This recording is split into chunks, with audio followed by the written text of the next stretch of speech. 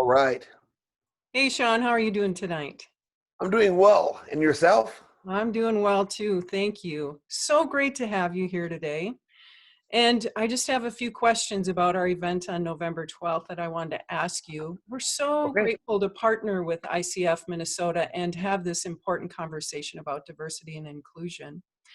And you are a former police officer, a trainer on implicit bias, a reverend, a coach, and someone who just wrote his dissertation on reconciliation. And I always wonder how you sleep. That's the rest of my question. Where did your interest in these topics come from? Well, first of all, I sleep all the time. I just sleep upside down like a bat. I'm just kidding. So my love of reconciliation starts in 2007 when I was working on my master's degree in global and contextual studies, which is a fancy way of saying what does culture anthropology and missiology have in common. I was in South Africa and I was studying reconciliation, and I was just dumbfounded by the progress that has been made in South Africa, taking on the responsibility of reconciliation instead of reconstruction, like we did here in the U.S. So I just fell in love with it. I was absolutely stunned by people who literally decided that they were one community. And there were two terms that I've never been able to get out of my head, which was Ubuntu, which means I am because we are, and Sabona, which means I see all of you. And I've been studying it since 2007. So yeah, as for the rest of it, it just kind of fell into place. Yeah, thank you. And you do have such a rich and interesting background that really serves, you just have so many perspectives that really serve this big topic that we're dealing with as a nation and a humanity. So I really appreciate that. And those words really stick with me too. I can see how they would really affect you in the hearing of them. Yes. So you're the keynote speaker for our November 12th event, and we're going to talk about inclusion in coaching. What do you think is missing in our current approach to health and well-being? I think what lacks is a diversity of ideas and concepts. So I was thinking about this today. I was thinking about the beginning of coaching in the early 80s. I think his name was Thomas. And he created the coaching motif. And it started out with executives, and then it fell into other branches. And now we've got this coaching sphere that literally is, I think, let's see, how do I put this?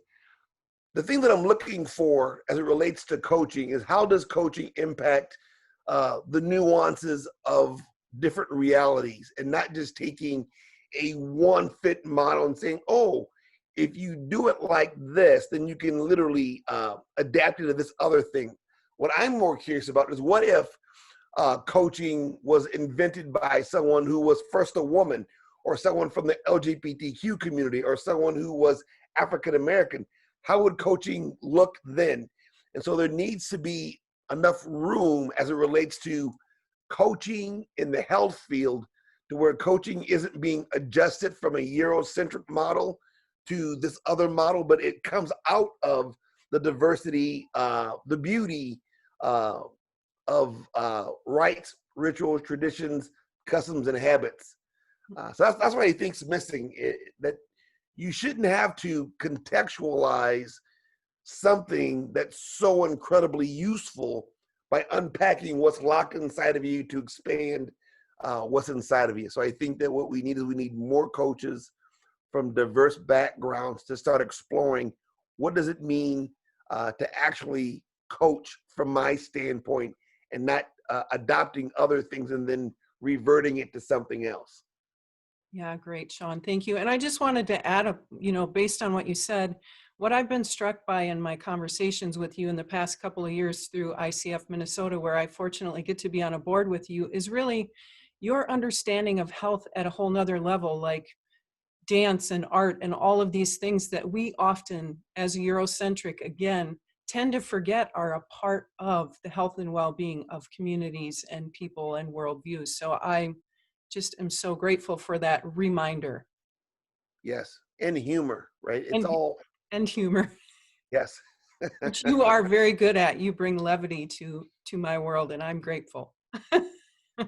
Thank you. Yeah, nice. The last question I have is, what do you think participants will walk away with at the end of the night on November 12th? So I've been thinking about this myself because I'm the one who's got to deliver something that's useful, right?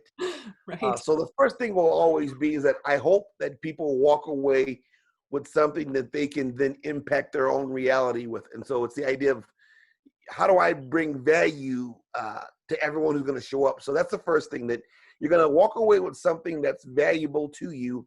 Number two, hopefully there's going to be some new insight on what it means to look at coaching through the lens of diversity. That's the second thing. And the third thing, I just hope to just have some fun and learning from everyone else, is that we can just, very rarely, or should I say, very rarely have I seen, maybe this is the first year of it, where I've seen such a diverse panel of individuals who are coaches, who are coaching, who are coaches, who literally are giving up their time and energy to kind of bloom, like to display the beauty of coaching in its different variations. And so I won't be the only one there, but I'm looking forward to hearing from the other panelists as myself. So it's going to be a blast of a time. Yeah, thanks, Shawn. And I agree. We have an amazing panel. So I just want to quickly say their names. And Shawn, you'll be our keynote speaker, and we're so grateful for your time for that event. And we also have Solange Manono, who is from the North Point Clinic and has a fantastic point of view. As you mentioned, Jamie Hazelton, who is a huge advocate for the LGBTQIA community, and then Jill Greendeer, who brings a wealth of her own experience and her work with population health. So we are super fortunate to have an amazing panel for this discussion. So thank you, Shawn. We are thrilled and excited to have this event and you participating in it. And I am grateful to know you in my life and in my world. So looking forward to November 12th with you. Likewise. All right. Peace. Peace out. Take care, Shawn.